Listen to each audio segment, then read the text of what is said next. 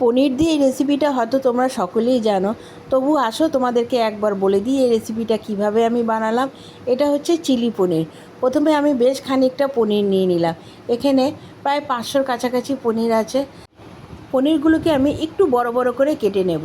তার মধ্যে সামান্য নুন, আদা রসুনের একটু পেস্ট দিয়ে একটু মাখিয়ে নেব। তারপর আমি পনিরের মধ্যে দিয়ে দেবো খানিকটা টমেটো সস। টমেটো সসটা দিয়েও একটু মাখিয়ে নেব। এরপরে আমি পনিরটাকে কোট করার জন্য দিয়ে দেবো খানিকটা কর্নফ্লাওয়ার। দেখো, আমি কিন্তু পনিরগুলোকে কর্নফ্লাওয়ারের মধ্যে চুবিয়ে ভাজিনি, আমি কিন্তু পনিরের উপরে কর্নফ্লাওয়ারটা দিয়ে দিয়েছি। এটা কিন্তু শুকনো করেই মেখে নিতে হবে, যাতে পনিরের গায়ে কর্নফ্লাওয়ারটা ভালোভাবে লেগে যায়। দেখো, আমি এইভাবে ঠিক মাখিয়ে নিয়েছি, তোমরাও ঠিক এইভাবেই করো। এবার কড়াইতে তেল দিয়ে এবার আমি এক এক করে পনিরগুলোকে ভেজে তুলব। একটু লাল লাল করে ভেজে নিতে হবে। রেসিপিটা করতে কিন্তু বেশি সময় লাগে না, খেতে কিন্তু ভালোই লাগে। দেখো, আমি প্রত্যেকটা পনিরই আমি ভেজে তুললাম।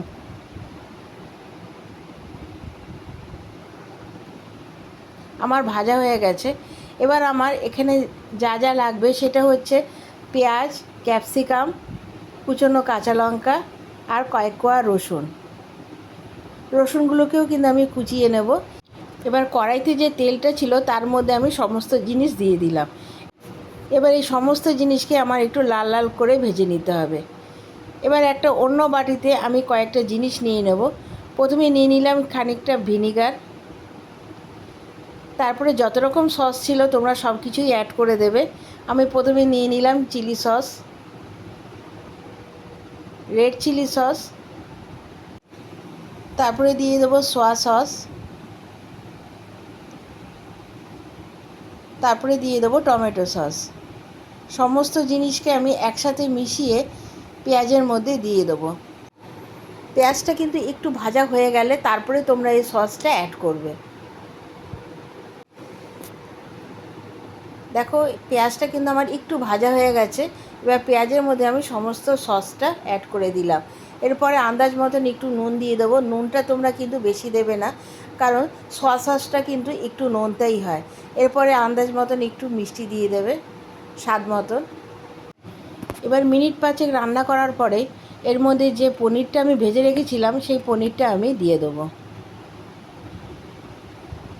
তোমরা বাড়িতে অবশ্যই একবার এইভাবে ট্রাই করো, খেতে কিন্তু দারুণ লাগে।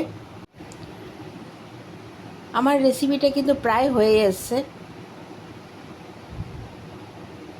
এবার মিনিট 5 রান্না করার পর এর মধ্যে সামান্য জল আমি অ্যাড করে দিলাম। বেশি জল দেওয়ার প্রয়োজন নেই, কারণ এটা কিন্তু একটু মাখা মাখাই হবে। এবার অন্য একটা বাটিতে আমি একটু জল নিয়ে 2 চামচ কর্নফ্লাওয়ার গুলে নেব। এবার আমার পনিরটা যেই ফুটে আসবে আমি এই কর্নফ্লাওয়ারটা ওর মধ্যে দিয়ে দেবো। কর্নফ্লাওয়ারটা যেন কোনো দানা দানা না থাকে, তোমরা এটা ভালোভাবে মিশিয়ে নেবে। এবার এই জলে গোলা কর্নফ্লাওয়ারটা আমি পনিরের মধ্যে দিয়ে দেবো। আমার রেসিপিটা কিন্তু কমপ্লিট। আমার রেসিপিটা যদি তোমাদের ভালো লেগে থাকে তাহলে অবশ্যই একটা লাইক, কমেন্টস আর শেয়ার করে দিও, আর আমার চ্যানেলটা সাবস্ক্রাইব করে দিও। আসছি পরবর্তী একটা নতুন রেসিপি নিয়ে। ততক্ষণের জন্য তোমরা ভালো থাকো, সুস্থ থাকো। আবার দেখা হবে। এখনের জন্য টাটা।